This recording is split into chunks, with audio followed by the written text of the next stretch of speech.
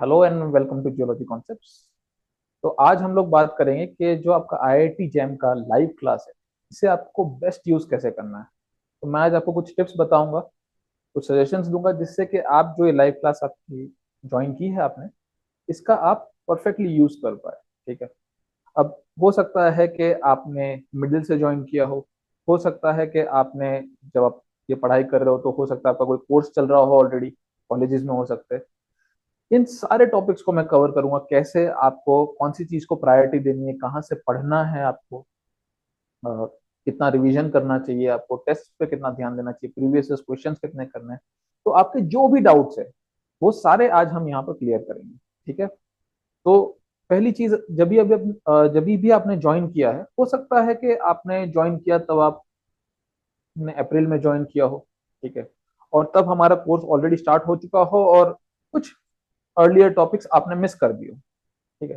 तो आपको उस चीज का बहुत ज्यादा लोड नहीं लेना है, टेंशन नहीं लेना है कि पिछला जो क्लास है वो कैसे में रिकवर करेंगे, तो कैसे हम लोग पढ़ेंगे, कैसे उसको कंप्लीट करेंगे। उस चीज पे ज्यादा आपको टेंशन नहीं लेना। आपने जहां पर स्टार्ट किया है आप वहीं से शुरुआत कर लीजिए। आपको बिल्कुल चिंता नहीं करनी है कि जो पिछले आपके टॉपिक्स है वो आपने कवर किए हैं कि नहीं किए हैं। ठीक है। क्योंकि आज आप अगर हमारा टाइम टेबल देखेंगे तो आप यहाँ पर देख पाएंगे कि हमारे जो टॉपिक्स है ये दो साइकिल में चलते हैं। एक जो हमने फरवरी से स्टार्ट किया था, जो कि चलता हुआ आएगा आपका जून जुलाई तक, और उसके बाद नेक्स्ट स्टार्ट होता है अगस्त से, और ये चलता है जनवरी तक कंटिन्यू होता है।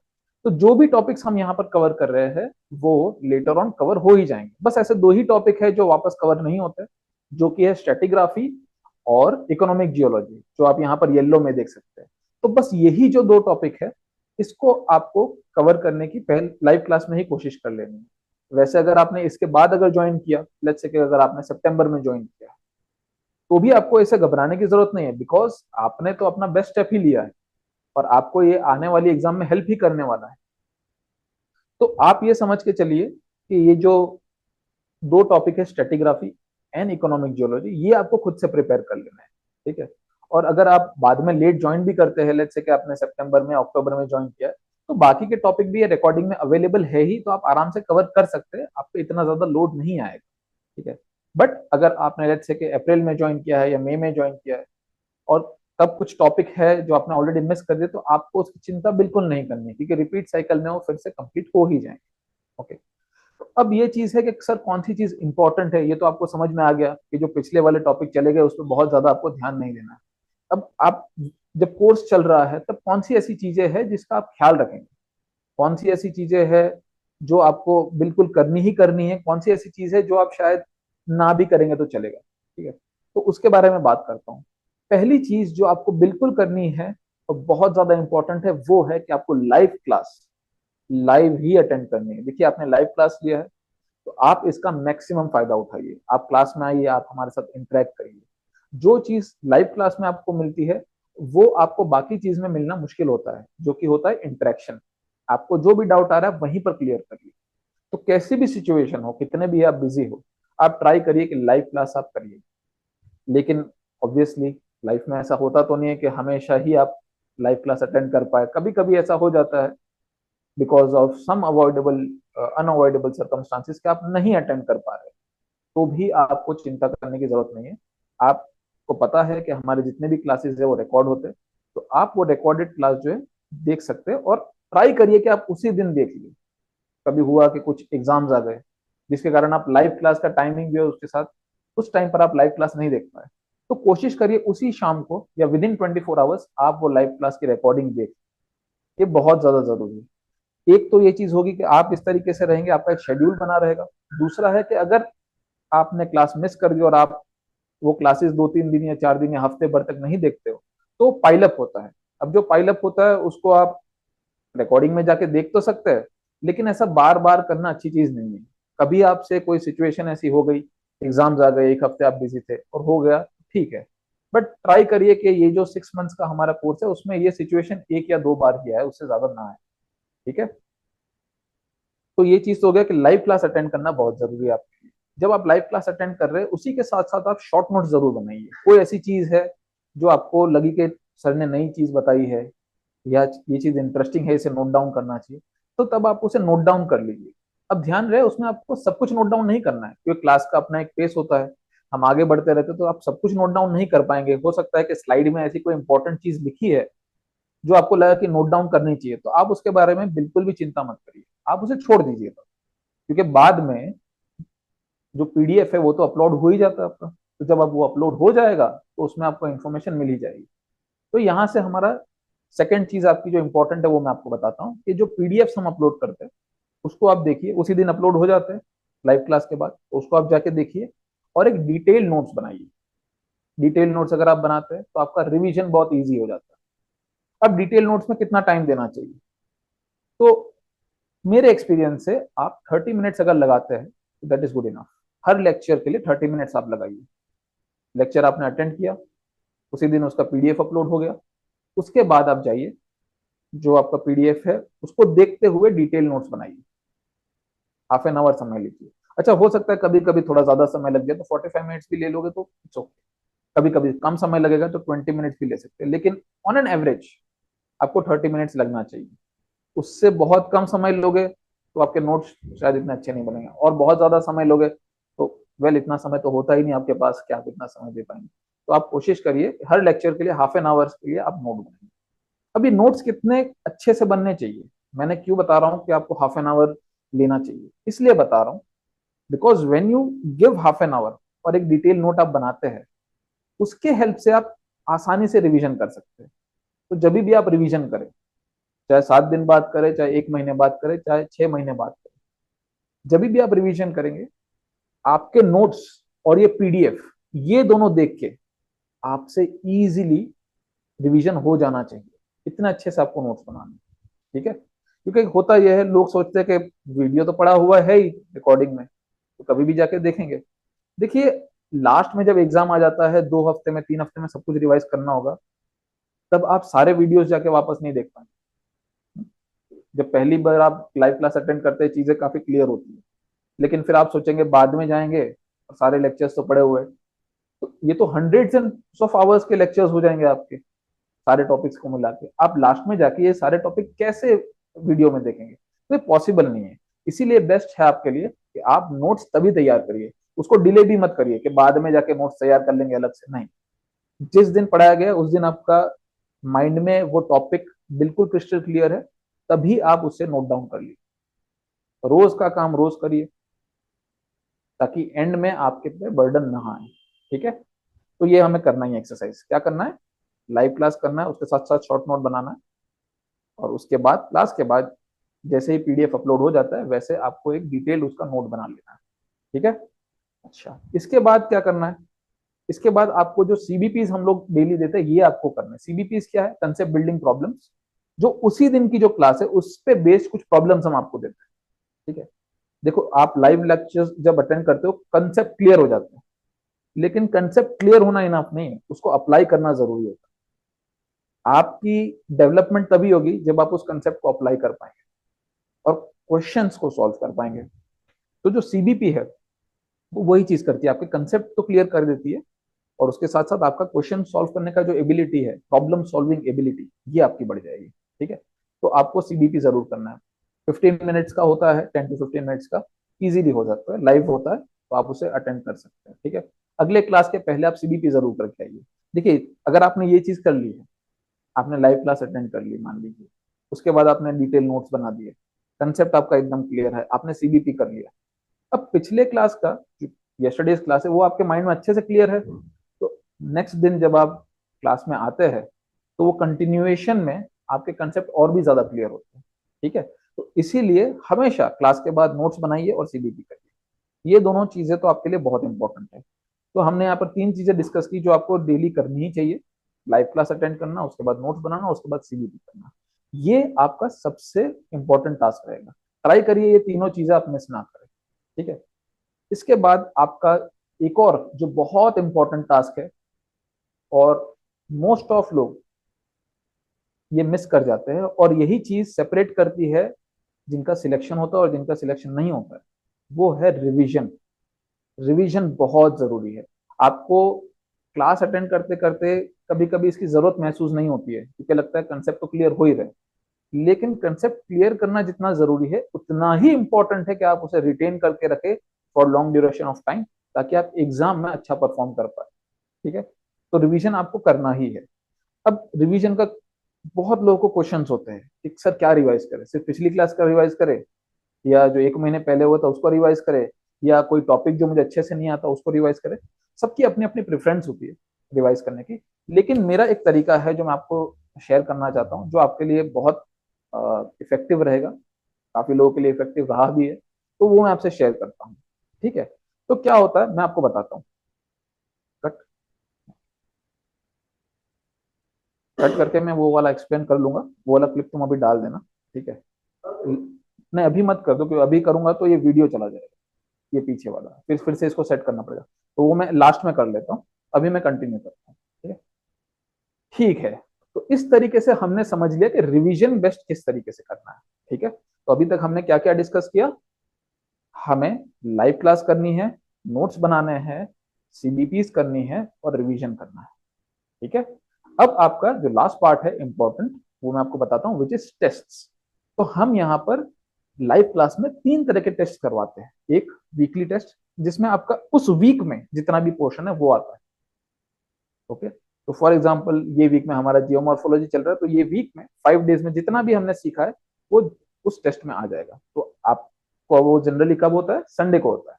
ठीक है, संडे को 10 o'clock से लेके मंडे 3 o'clock तक ये ओपन रहता है। आप कभी भी अटेम्प्ट कर सकते हैं। मेरी राय माने तो आप इसको अटेम्प्ट करिए, संडे को फर्स्ट हाफ में ही अटेम्प्ट कर लीजिए। देखिए आपका एक शेड्यूल बनना भी जरूरी है। मंडे टू फ्राइडे आपने क्लास किया, सैटरडे आपने रिवाइज कर लिया, और संडे को फर्स्ट हाफ में आपने टेस्ट दे दिया। अब सेकेंड हाफ संडे और मंडे फर्स्ट हाफ आपके लिए फ्री है। उसमें आप अपना थोड़ा एंटरटेनमेंट करिए, रिक्रिएशनल एक्टिविटीज करिए। माइंड को एक्टिव रखना भी जरूरी है। सिर्फ आप पढ़ाई ही करते रहेंगे तो ये लॉन्ग टर्म में आपके लिए अच्छा नहीं। ठीक है, तो कोशिश करिए कि संडे फर्स्ट हाफ में हो जाए। अच्छा नहीं हो पाया तो, कुछ आ गया, कुछ संडे को कुछ बिजी थे नहीं हो पाया, तो मंडे 3 PM तक ओपन है, आप जब मन चाहे दे सकते हैं। ठीक है, तो ये आपको वीकली टेस्ट देना है। फिर आते हैं आपके क्यूमुलेटिव टेस्ट। क्यूमुलेटिव टेस्ट क्या होता है, वो होता है कि आपका जितना भी सिलेबस कंप्लीट हुआ है उसका एक क्यूमुलेटिव टेस्ट होता है। फॉर एग्जाम्पल अगर अप्रैल एंड में एक टेस्ट हो रहा है, तो उसमें अप्रैल, उसके पहले मार्च और उसके पहले फरवरी, इसमें जो जो कंप्लीट हुआ है वो सारा आएगा। अगर जून एंड में हो रहा है क्यूमुलेटिव, तो फरवरी से लेके जून तक जितना हुआ वो सारा आएगा। तो ये जितना भी आपने पढ़ा है उस चीज का कंटिन्यूअस रिवीजन होते रहे, इसलिए हमने क्यूमुलेटिव टेस्ट रखे। अच्छा, इसमें ये हो सकता है कि आपने मिडिल से ज्वाइन किया, तो लेट्स से कि आपने स्ट्रक्चरल जियोलॉजी नहीं पढ़ा था और स्ट्रक्चरल जियोलॉजी के क्वेश्चन आ रहे हैं और आप नहीं कर पा रहे क्योंकि आपने लेट्स से लाइव क्लास नहीं किया, तो क्या करना है आपको, आपको उसे इग्नोर कर देना। बिल्कुल इग्नोर कर दीजिए, कोई दिक्कत नहीं, क्योंकि वो वापस तो आपका लाइव क्लास होंगे ही, तब आप स्ट्रक्चरल जियोलॉजी पढ़ लेना, और उसके बाद उसके क्यूमुलेटिव टेस्ट भी होंगे, तब आप वापस दे देना क्यूमुलेटिव टेस्ट, कोई आपको इशू नहीं होगा। तो जो आपने नहीं पढ़ा है उसको भूल जाइए, जो आपने पढ़ा है केवल उस पर ध्यान रखिए और उसको अच्छे से प्रिपेयर करिए। ओके, और ये सारा सिलेबस कंप्लीट होने के बाद, सारे वीकली टेस्ट होने के बाद, सारे क्यूमुलेटिव टेस्ट होने के बाद, जब सिलेबस हमारा कंप्लीट हो जाता है उसके बाद हम कराते हैं मॉक टेस्ट। मॉक टेस्ट मतलब एग्जैक्टली वैसा ही टेस्ट है जो आपका जैम का टेस्ट, बिल्कुल वैसा ही होगा। ठीक है, तो आपको उसे वैसे ही अटेम्प्ट करना है जैसे कि आप एक्चुअल में एग्जाम दे रहे हैं। ठीक है, और जैसे जैसे आप मॉक टेस्ट देते जाएंगे वैसे आपका बेटर होते जाएगा। तो हम ट्राई करेंगे कि मल्टीपल आपके मॉक टेस्ट करवाए और उससे आपका इंप्रूवमेंट होता जाए। ठीक है, इसके अलावा एक और इम्पोर्टेंट टिप है जो मैं आपको देना चाहूंगा कि आप डिस्कस करते रहिए। हमारा व्हाट्सएप ग्रुप है, वहां पर आप क्वेश्चन पोस्ट करिए। अगर आपको कुछ समझ में नहीं आ रहा है, किसी और स्टूडेंट को क्वेश्चन है तो उस, और आपको अगर समझ में आ रहा है तो आप उसे सॉल्व करिए। ये डिस्कशन करने से आपका ही फायदा होगा। तो ट्राई करिए व्हाट्सएप ग्रुप पे जितना ज्यादा डिस्कशन हो सके उतना करिए। दूसरी चीज है, कभी कभी कुछ प्रॉब्लम्स आ जाती है, आप हो सकता है कि ग्रुप में शेयर ना करना चाहे, कुछ पर्सनल प्रॉब्लम भी तो हो सकती है। ऐसे सिचुएशन में आप हमसे बिना हेजिटेशन से कांटेक्ट करिए।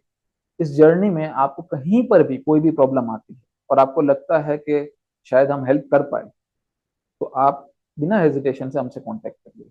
हम जरूर आपकी हेल्प करेंगे जहां पर भी हम हेल्प कर सकते हैं। ओके, ठीक है। तो all the best for the course, आप अच्छे से करिए, और आपके कोई भी अगर क्वेश्चंस वगैरह हो तो प्लीज हमें बताइए। Okay, thank you. ओके, ठीक है, तो अभी मैं आपको समझाता हूँ कि रिवीजन आपको कैसे करना चाहिए। जैसे मैंने बताया, मेरे पास एक तरीका है जो आप शायद फॉलो करोगे, आपको बहुत फायदा होगा। तो क्या है ये तरीका? देखिए, इसका प्रिंसिपल बहुत सिंपल है। ठीक है, जैसे कि आप किसी नए पर्सन से मिलते, आप उनसे उनका नाम पूछते, लेकिन जैसे उन्होंने नाम बताया आपसे, हो सकता है अगले दिन आप भूल जाओ, लेकिन फिर आपका इंटरेक्शन होता है उनसे एक दिन बाद या 2 दिन बाद, फिर आप उनसे अपना नाम पूछते हैं, वो आपको अपना नाम बताएंगे, तो आपको हो सकता है थोड़ा और बेटर याद हो जाए। इस तरीके से आपकी 3-4 अगर मुलाकात हो जाए with in a span of 1 month, तो आपका उसका नाम जो है वो याद रह जाता है। स्टार्टिंग में नाम याद नहीं होता है, लेकिन धीरे धीरे क्योंकि मल्टीपल बार हम उनसे इंटरेक्ट करते हैं, तो नाम धीरे धीरे हमें याद होने लग जाता है, और उसके बाद 1 मंथ के बाद आपके लिए शायद भूलना ही मुश्किल हो जाए उनका नाम, है ना। तो उसी प्रिंसिपल के हिसाब से देखिए क्या करना चाहिए। जैसे आपने कोई टॉपिक पढ़ा, तो अगर आपने टॉपिक पढ़ा, जब आप पढ़ेंगे तब तो क्रिस्टल क्लियर हो जाएगा, लेकिन जैसे अगले दिन की अगर मैं बात करूँ, तो धीरे धीरे आप वो टॉपिक भूलते जाते हैं। ठीक है, तो you tend to forget it. ठीक है, इस तरीके से आप फॉरगेट करके जाए। तो आपको क्या करना है, उस टॉपिक को फिर से रिवाइज करना है। जैसे ही आप फिर से रिवाइज करेंगे, तो वो आपको एकदम क्लियर हो जाएगा टॉपिक, लेकिन आप फिर भूलने लगेंगे उसे। लेकिन ध्यान दीजिए, इस बार आप भूले तो सही, लेकिन आपका रिटेंशन थोड़ा सा लास्ट टाइम से बेटर था। राइट, इसी तरीके से आपको क्या करना है, उसे फिर से रिवाइज करना है। जब आप फिर से रिवाइज करेंगे, तो फिर वो टॉपिक आपका क्लियर हो जाएगा, और फिर धीरे धीरे आप फिर से भूलने लगेंगे। लेकिन सेकेंड बार जब आप उसे रिवाइज करेंगे, तो आपका जो टोटल रिटेंशन है वो और थोड़ा बढ़ जाएगा। राइट, इसी तरीके से मल्टीपल बार आप जब रिवाइज करते रहेंगे, तो क्या होगा, जैसे आपने 4 बार रिवाइज कर ली कोई चीज विद इन 1 मंथ, तो आपका रिटेंशन लगभग 80% के आसपास रहेगा। अब ये आपको लंबे समय तक याद रहने वाला है। अब आप 6-7 महीने तक तो इसे नहीं भूलेंगे। ऑब्वियसली 6-7 महीने बाद भी आप मल्टीपल टेस्ट में इसको रिवाइज करेंगे, लेकिन आपका ये रिटेंशन बहुत लंबे समय तक रहने वाला है। तो रिवीजन बहुत जरूरी होता है। कंसेप्ट क्लियर करना इज द इंपॉर्टेंट थिंग। उसके बाद ये भी इंपॉर्टेंट है,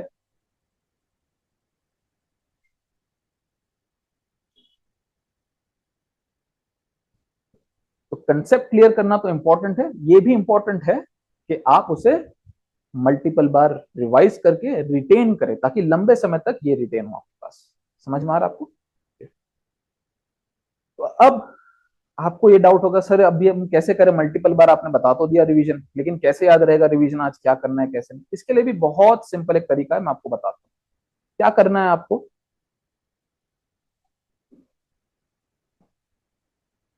आपको लेना है एक डायरी, जो आपकी 5-10 रुपीज की डायरी आती है, वो डायरी आप ले लीजिए। ओके, डायरी आपने ले ली। अब इसका जो हर पेज है, यहाँ पर आपको हर दिन फिल करना है। उसे क्या फिल करना है मैं आपको बताता हूँ। जैसे आपने खोला ये पेज है, तो यहाँ पर लेट से आपने डेट डाल दिया 22 अप्रैल। ठीक है, 2024 आपको डेट डाल देना है। अब यहां पर आपको सबसे पहले एंटर करना है कि आज आपने लाइव क्लास में क्या सीखा।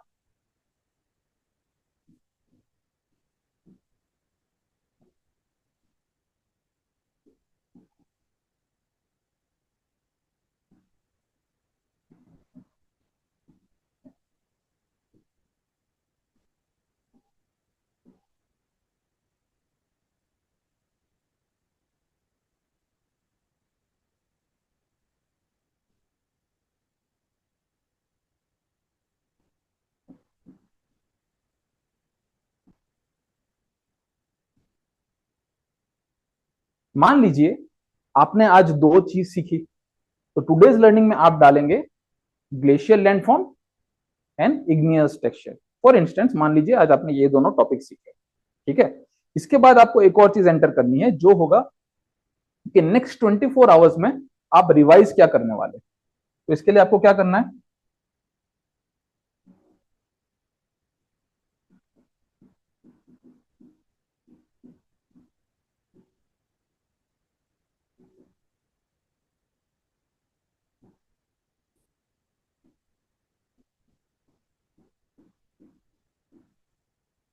Revision plan for next 24 hours. Okay, इसमें आपको क्या करना है,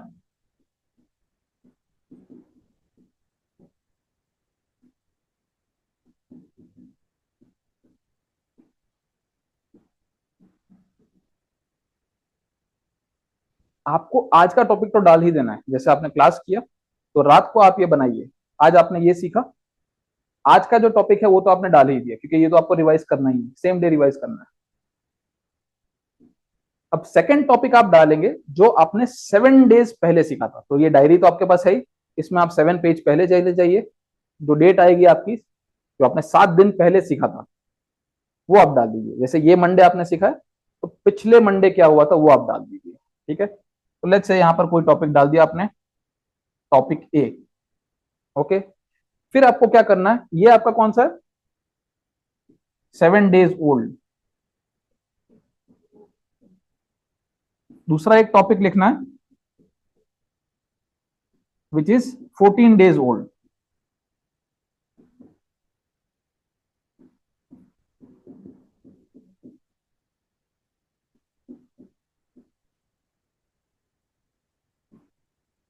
तो क्या किया आपने, यहां पर आपने 4 टॉपिक लिखे। कौन से, एक तो जो आज आपने पढ़ा वही, क्योंकि नेक्स्ट 24 आवर्स में आपको उसको रिवाइज करना है। उसके बाद आपने वो टॉपिक लिखा जो 7 डेज पहले आपने पढ़ा था। तो आज मंडे है तो पिछले मंडे क्या पढ़ा था, राइट। उसके बाद 14 डेज ओल्ड, मतलब पिछले के पिछले मंडे में, लास्ट टू लास्ट मंडे में आपने क्या पढ़ा था। और फिर टॉपिक सी, जिसमें होगा लास्ट टू लास्ट मंडे में, 21 डेज पहले आप चले जाइए और उसमें आप लिख लीजिए। अब ये इतना डिफिकल्ट नहीं है, क्योंकि आपके पास ये नोटबुक तो है ही, डायरी है ही, आप सिर्फ इसी पर्पज के लिए यूज करते हैं, तो उसमें आपको सारे डेट वाइज आपको मिल जाएगा। तो आपका एक कॉन्फिडेंस भी बूस्ट होगा, क्योंकि आप जब देखते हो ना मैंने इतना इतना टॉपिक कवर कर लिया है, तो आपको एक रिलीफ भी होता है, ठीक है, एक सेंस ऑफ अचीवमेंट भी आता है। तो ये आपको डेली करना है। क्या करना है डेली, आज का क्या टॉपिक है वो लिख लिया, उसके बाद रिवीजन प्लान में क्या क्या है ये आपको लिख लेना है। अब ये रिवीजन प्लान में जो आपने लिखा है ये नेक्स्ट 24 आवर्स में आपको कंप्लीट कर लेना है। कैसे कंप्लीट करना है, आपके पास नोट्स है और आपके पास पीडीएफ है जो हम अपलोड करते हैं, इन दोनों के हेल्प से आप रिवीजन कर लीजिए। ठीक है, तो it should take somewhere around 1 hour और समथिंग रिवाइज करने के लिए। देखिए, लेकिन आप अगर डेली रिवाइज करते रहेंगे तो एंड में जाके आपको ही फायदा होगा। तो ये चीज का आपको ध्यान रखना है कि आपको डेली का डेली रिवाइज करते रहना है। तो मंडे टू फ्राइडे डेली आप रिवाइज करते रहिए। इस तरीके से आपके सारे टॉपिक रिवाइज हो जाएंगे, कोई छूटेगा नहीं, और हर टॉपिक 4 बार रिवाइज हो जाएगा। ओके, तो ये सिंपल तरीका मैंने आपको बताया। लेट्स से लेकिन अगर आपको ये तरीका नहीं यूज करना है तो फिर आप एक्सेल के प्रोग्राम का भी यूज कर सकते हैं। एक एक्सेल फाइल है जो हम आपको प्रोवाइड कर देंगे, वहां पर आपको डेट वाइज टॉपिक्स ऐड करते जाना है, वहां पर ऑटोमेटिकली ऊपर आ जाएगा कि कौन से टॉपिक आपको रिवाइज करना है। तो ये आपको डेली करते जाना है। तो हमने आज क्या देखा है, क्या क्या सीखा है, हमने हमने ये समझा है कि लाइव क्लास करना सबसे जरूरी है, उसके साथ साथ नोट्स बनाना बहुत जरूरी है, उसके बाद आपका सीबीपीस और रिवीजन करना जरूरी है। ठीक है, और उसके बाद आपके जो टेस्ट है उनको आपको एकदम ऑनेस्टी से, इंटेग्रिटी से देना है। तो ये चीजें आप करते जाइए और आई एम श्योर आपकी बहुत ज्यादा हेल्प होगी, and I hope that you will come out successful after this. All right, all the best.